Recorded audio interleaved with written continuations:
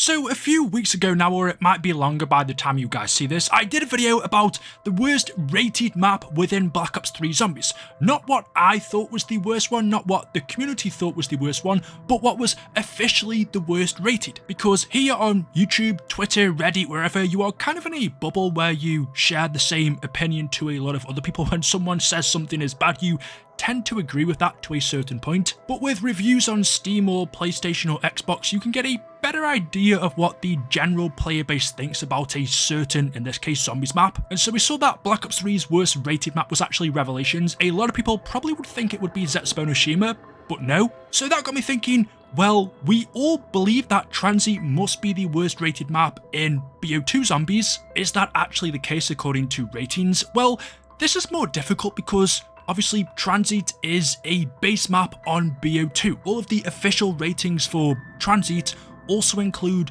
BO2 as a whole, the campaign and the multiplayer. Because it wasn't a separate DLC map, it's hard to find an official rating for Transit. But going through all of the DLC maps that we had for BO2, Die Rise, Mob of the Dead, Buried and Origins, it's obvious without even looking that Origins is going to be nowhere near the worst.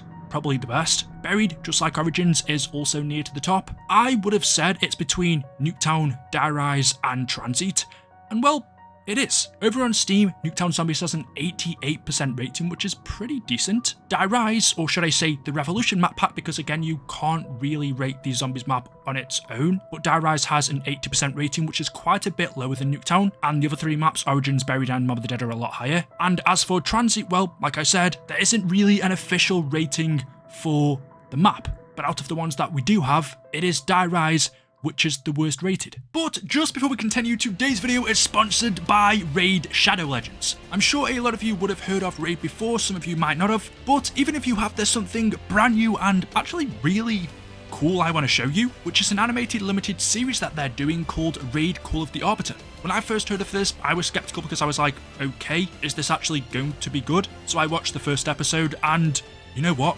It's really good. You can actually watch it for free in game, so if you want to download Raid Shadow Legends, you can do so by clicking the link in the description or the QR code you can see up on screen. New episodes are out every Thursday at 10 AM EST until July the 20th. After watching just a couple of minutes of the first episode of Call of the Arbiter, you can tell not only by the quality of the animations, but the intro, it's non-stop action and emotion from the beginning. It looks great. I don't want to give you guys any spoilers as to what happens in the story, but I 100% recommend checking it out for yourself because it's surprisingly good. This is a great place to start off if you want to get into the storyline. But it's also releasing lore videos and behind the scene videos on their YouTube channel as well. Basically, the limited series expands the world and lore of Raid, exploring the backstories of many of the champions that you see in Raid Shadow Legends, such as Pythion. You can read his bio. If you love lore like I do, then you're going to really like this. But also, Raid Shadow Legends continues to celebrate a bunch of Call of the Arbiter related features with new champions, new lore connected to the series, and a bunch of activities you can still take part in. There's tons of new stuff for Raid fans to sink their teeth into, as well as stuff that might interest you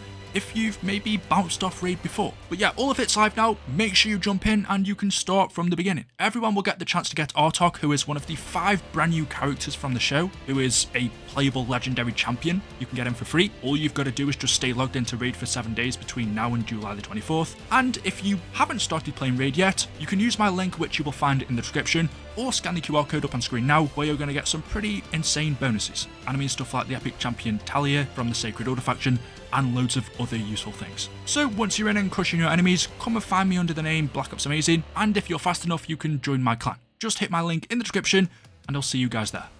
So, as I was saying, officially, Die Rise is the worst rated map, but we know if Transit was a DLC map, I'm guessing that would take its place. And if you were to ask me in my opinion, it would be these two maps which would be at the bottom anyway, Transit and Die Rise. For some reason, a couple of years ago, there was this whole thing going around suggesting that Die Rise was a really good map. There was a billboard for it, everybody was asking for a remastered version of it. Although I think deep down it wasn't really meant, it was more of a meme, because Die Rise really isn't a great map.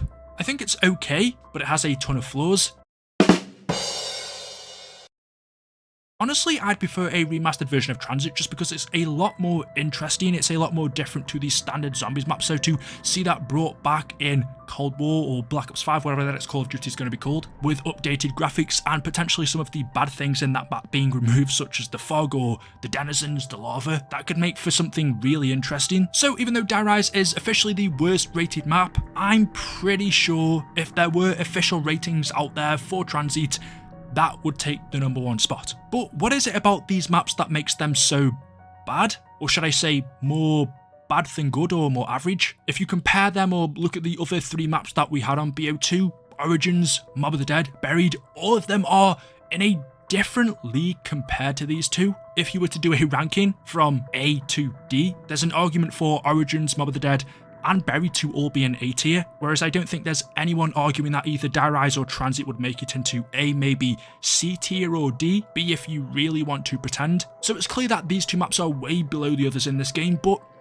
why? Well, for Die Rise, the official worst rated map, it's a little bit more unclear than Transit, because I think this map is just average. There's not really anything special about it. The Soliquifier is the first thing that comes to mind. The pre-patch version, that was a great wonder weapon. It was so fun, so overpowered, which is why it got patched. But after that, Treyarch kind of ruined the fun with it. The verticality is fresh for a couple of games, but after having to recycle all the way around the map, when you drop to a certain level, at some points there's no way of getting back up to that level without going further down. Whereas with most zombies maps, they're flat and there are different areas so you can go back and forth pretty easily. With Die Rise, you couldn't do that. On most floors or most areas, there was no way of going up without going down first. It was cool, but could get slightly repetitive sometimes, especially having to wait for elevators. That's another thing. The perks, although I like the idea, not knowing which perk is in which location, having to wait for it to come up or come down. When I think about it now,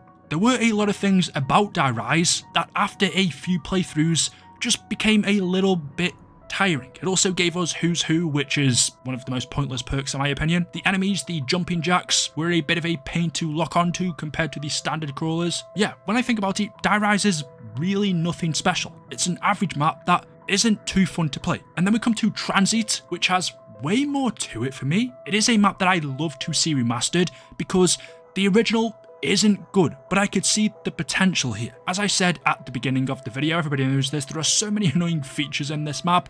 The fog, not being able to see where you're going when you're running from one area to another, which is pretty often if you miss the bus. The lava in certain areas like bus depot or town. The pack-a-punch system is so annoying, having to place down the turbine in the power station. That's without mentioning the denizens.